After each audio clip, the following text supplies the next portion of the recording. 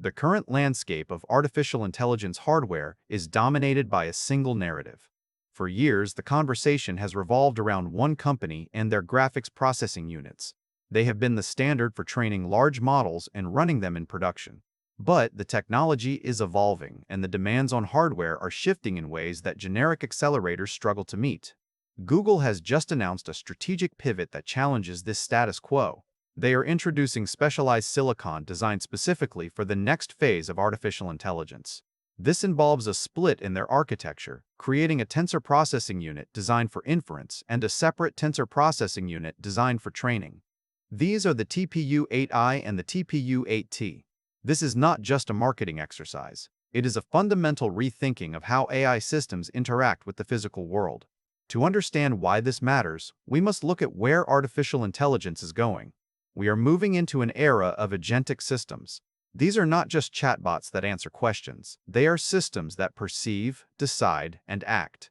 They might control a fleet of delivery drones or manage a complex assembly line. In these scenarios, the distinction between learning a new task and executing a known task becomes critical. Learning requires massive computation to adjust weights and parameters. Execution requires speed and low latency to react to the environment in real time. By separating these functions into dedicated chips, Google is addressing the specific bottlenecks that prevent these systems from scaling reliably. Consider the TPU-8i. This unit is built for inference. Inference is the process where a trained model makes a prediction or decision based on new data. In a robotic swarm, every millisecond counts. If a swarm of drones is navigating a crowded warehouse, they must process sensor data instantly to avoid collisions. They must coordinate their movements without waiting for a central server to process the information. The AI is optimized to handle this high-throughput processing with minimal latency. It ensures that the robots can react to changes in their environment as fast as a human reflex. This efficiency is not just about speed. It is about the ability to run complex models on the edge without draining power reserves. The new architecture delivers up to 2 times better performance per watt compared to previous generations. This means a robot can operate longer on a single charge while handling more complex decision-making logic. Now consider the TPU-8t. This unit is built for training. Training is the process where the model learns from data. In adaptive manufacturing lines, the environment is never static. New parts arrive, machinery wears down, and demand fluctuates. A system that cannot adapt quickly becomes obsolete. The 8T is designed to process this incoming data with high throughput. It allows the manufacturing line to update its internal models rapidly, learning from new defects or changes in production speed without requiring a complete system reboot. This adaptability is the key to resilience. Instead of a factory running on a model trained months ago, the system continuously refines its understanding of the production process. This reduces downtime and improves quality control. The separation of these two functions is a strategic response to the limitations of general-purpose accelerators. When you try to do both training and inference on the same hardware, you often compromise on one or the other. You might get good training speed but slower inference, or vice versa. By dedicating silicon to specific tasks, Google is optimizing for the actual workloads of the future. This is particularly relevant for the agentic era.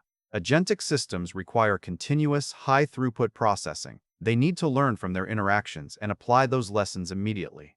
A unified chip architecture often creates a bottleneck where the learning process interrupts the execution process. With the 8T and 8I, the learning happens in parallel with the execution. The system becomes more robust and less prone to latency spikes. However, hardware is only half the story. The ecosystem surrounding these chips is just as important. For a long time, Google's AI tools were tightly coupled with their own cloud infrastructure. This made it difficult for companies to integrate them with other systems. The new announcements suggest a maturing ecosystem. Open-source frameworks like Optimum-TPU are enabling vendor-agnostic deployment. This means developers can orchestrate workloads across different hardware types without being locked into a single proprietary environment. Platforms like DStock are making it easier to manage these resources. This shift toward openness is critical for adoption. If companies can deploy TPU workloads alongside Nvidia and AMD hardware, the barrier to entry drops significantly. It allows for a hybrid approach where the right tool is used for the right job, regardless of the vendor.